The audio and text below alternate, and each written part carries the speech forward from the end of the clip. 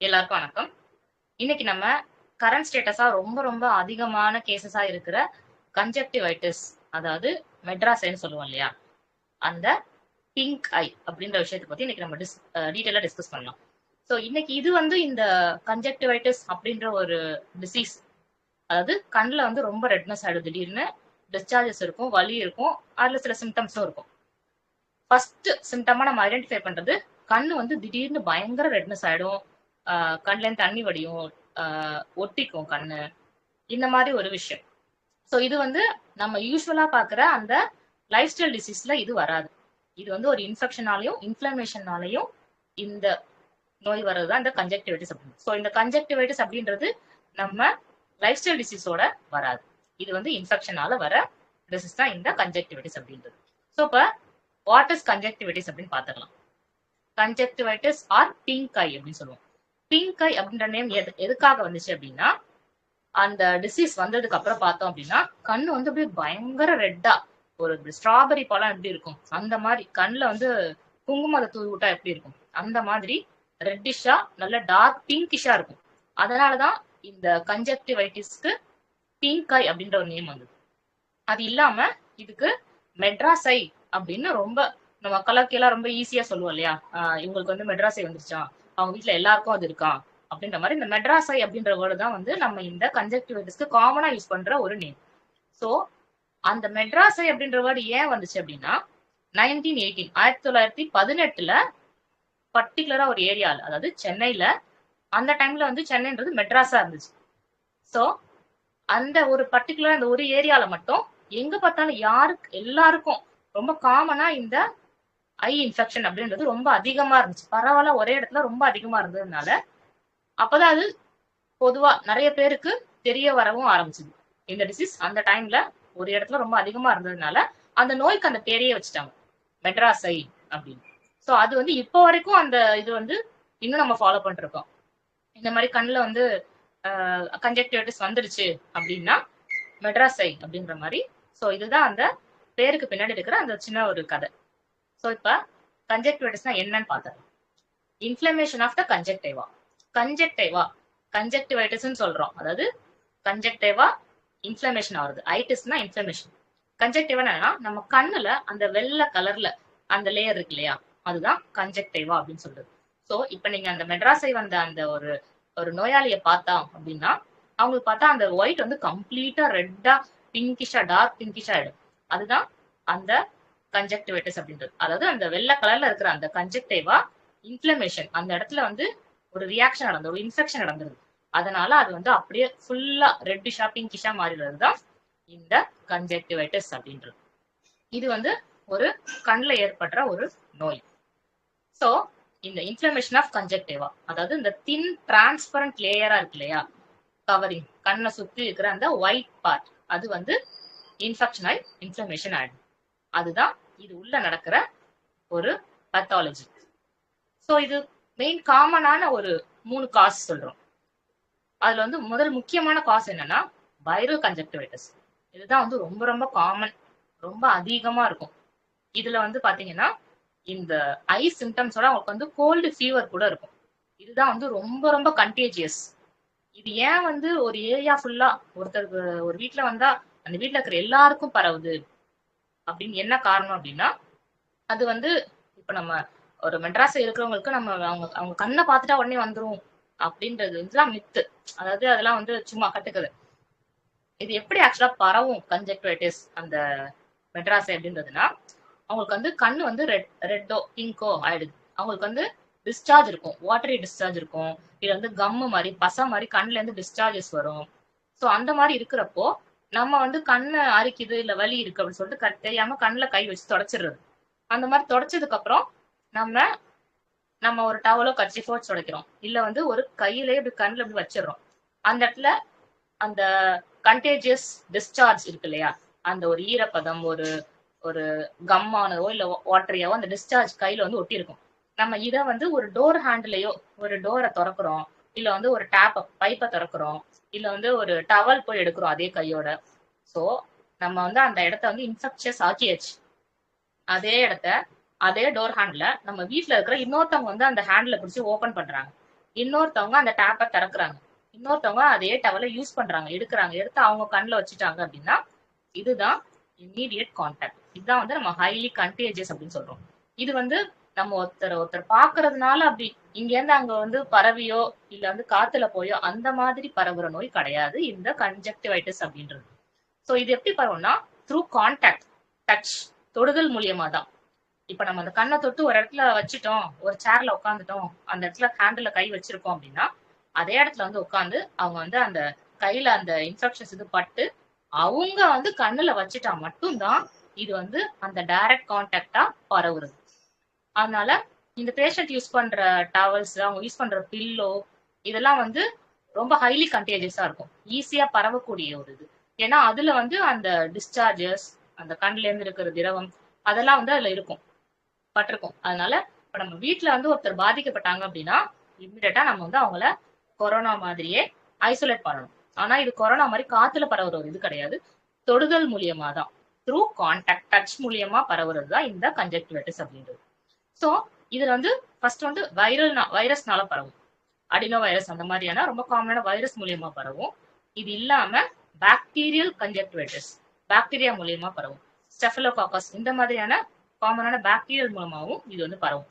So இதுல bacterial அப்படின்னா அது வந்து எப்படி இருக்கும் அப்படின்னா திக் எல்லோ இல்ல கிரீன் டிஸ்சார்ஜா இருக்கும் கண்ணுல இருந்து. அதாவது நைட்டு தூங்கிருப்பாங்க, காலைல கண்ணு முடிக்கிறப்ப பார்த்தா கண்ணு வந்து அப்படியே திக்கா ஒட்டிக்கும், கண்ணே திறக்கவே முடியாது, அந்த அளவுக்கு திக்கா அந்த ஒரு ஸ்டிக்கியா அந்த கம் போட்டு ஒட்டின மாதிரி இருக்கும். அந்த டிஸ்சார்ஜ் வந்து எல்லோஷா இருக்கலாம், இல்ல வந்து கிரீனா இருக்கலாம், ரொம்ப திக்காவே இருக்கும், கண்ணு வந்து நல்லாவே ஒட்டிக்கும், முக்கியமா காலையில நம்ம கண்ணு திறக்கிறப்போ. இதுதான் வந்து பாக்டீரியல் கன்ஜக்டிவைட்டிஸ் அப்படின்னு சொல்றோம். இது ரெண்டும் இல்லாம அலர்ஜிக் கன்ஜக்டிவைட்டிஸ் இருக்கு. அதுல வந்து மத்த சிம்டம்ஸை விட சிவியரான இச்சிங் இருக்கும். இது வந்து அந்த அளவுக்கு பரவாது. இது வந்து நம்ம ஃபர்ஸ்ட் பார்த்த 2 வெரைட்டி மாதிரி ரொம்ப பரவாது அவ்வளவு சீக்கிரத்துல. ஸோ இந்த பேஷண்ட்டுக்கு வந்து அரிப்பு ரொம்ப இருக்கும், வாட்டரி டிஸ்சார்ஜ் இருக்கும், 2 கண்ணுலயுமே இருக்கும். பொதுவா கன்ஜக்டிவைட்டிஸ் அப்படின்றது முதல்ல ஒரு கண்ணில் தான் பரவும். அது வந்து இன்னொரு கண்ணுலயும் பரவறதுக்கு சான்சஸ் என்னன்னா, இப்போ நம்மளே என்ன பண்ணோம்னா ஒரு கண்ணுல வந்துருச்சு அப்படின்னா கண்ணு அரிக்குது இல்ல வலி இருக்கு இல்ல ஏதோ டிஸ்டர்பன்ஸ் இருக்கு அப்படின்னு சொல்லிட்டு நம்ம கையால வச்சு இன்னொரு கண்ணுலயும் நம்மளே ஒரு இன்ஃபெக்ஷனை இன்னொரு கண்ணுக்கு பரவ விட்டுருவோம். அதே தொடர்பு மூலியமா நமக்கு வந்து இன்னொரு கண்ணுல ஈஸியா அஃபெக்ட் ஆயிடும். இப்படிதான் வந்து இந்த கன்ஜக்டிவைட்டிஸ் அப்படின்றது பரவுறது.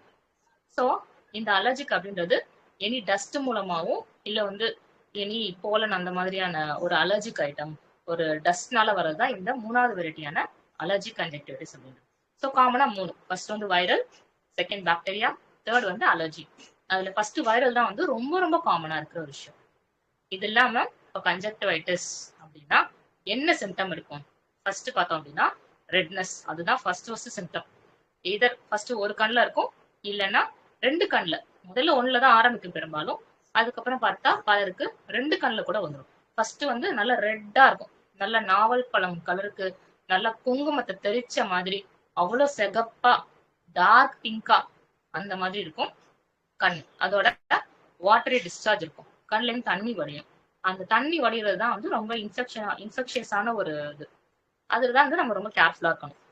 ஒரு அதுக்கான ஒரு தனியா டிஷ்யூவோ இல்ல அதுக்கான ஒரு தனி கர்ச்சீஃபோ அந்த மாதிரி வச்சுட்டு அதை மட்டும் யூஸ் பண்ணி துடைக்கிறது. மோஸ்ட்லி வந்து நம்ம கையை யூஸ் பண்ணக்கூடாது, கையால துடைக்கவே கூடாது. ஏன்னா நம்ம கையில வந்து தொட்டோம் அப்படின்னா நம்ம ஈஸியா நம்மளே அறியாம வேற வச்சு அதை தொடுறது அந்த மாதிரி நம்மள அறியாம பரவத்துக்கு வாய்ப்பு உண்டு. அதுக்காக தான் டாக்டர்ஸ் என்ன சொல்லுவாங்கன்னா ஸ்டெரைல் காட்டன் வச்சுக்கோங்க, காட்டன் வச்சுட்டு அதை வந்து தொடச்சி எடுங்க, அந்த மாதிரி டிஸ்சார்ஜ் வர்றப்போ அதை வந்து தூக்கி போட்டுருங்க அந்த மாதிரி சொல்றது. ஸோ வாட்டரி இருக்கும்.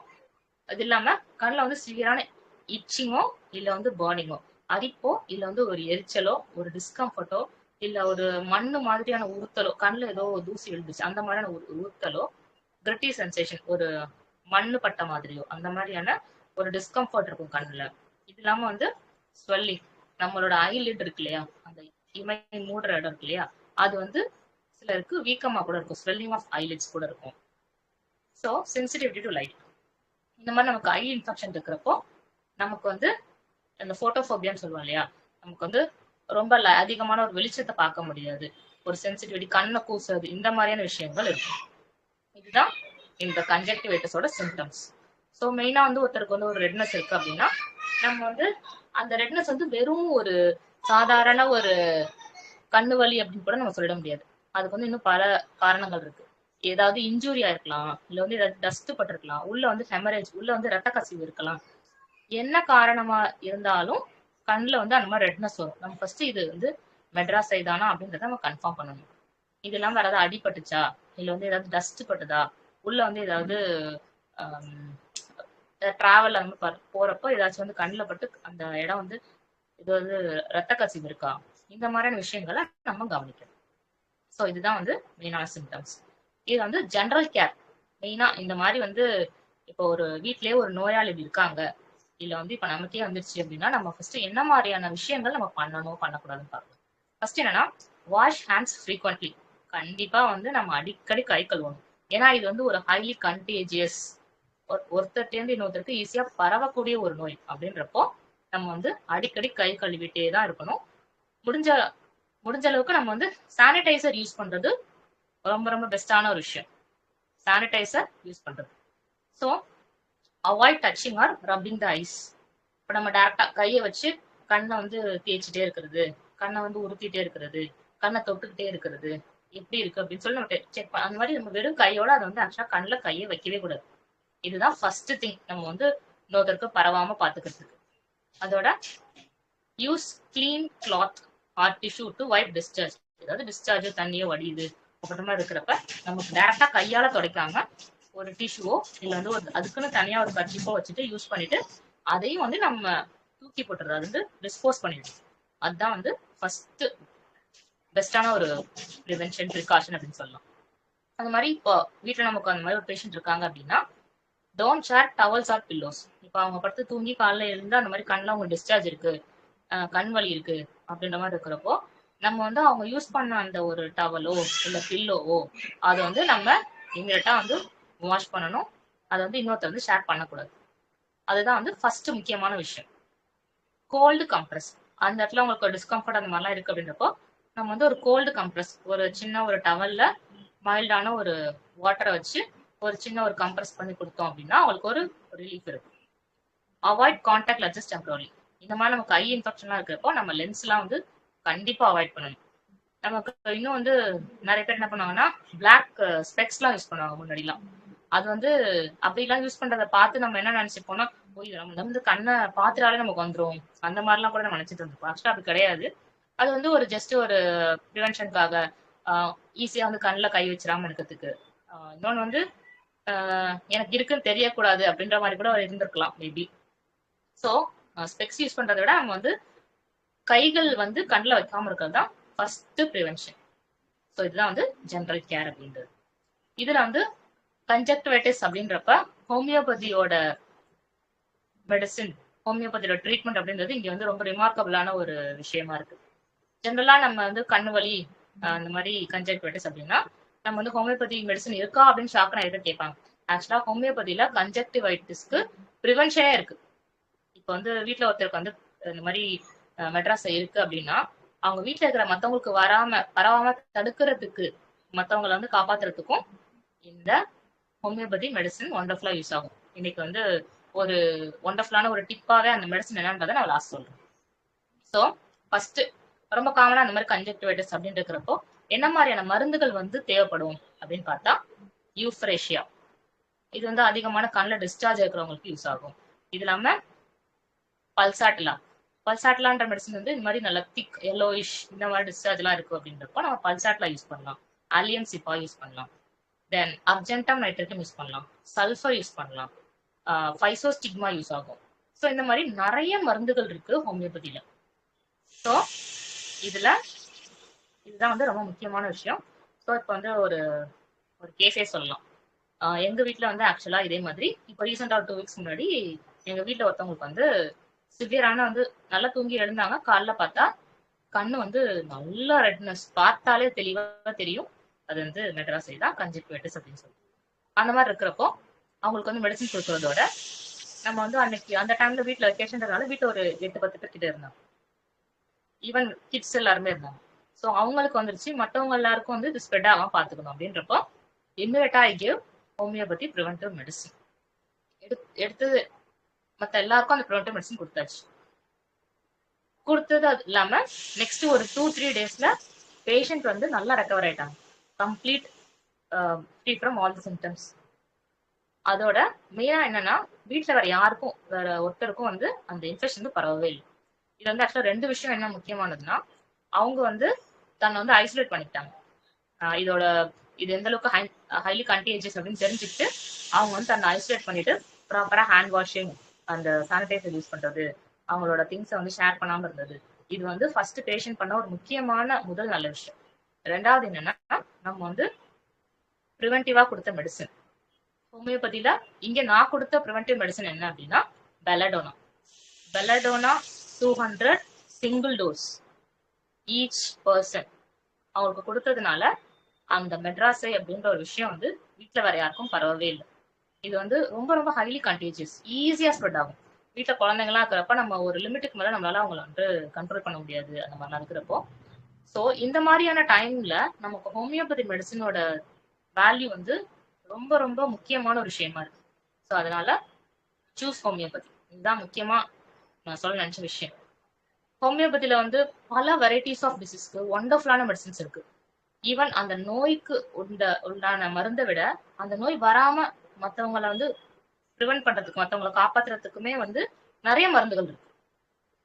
அதுதான் வந்து இன்னைக்கு நான் சொல்ல நினைச்ச விஷயம்.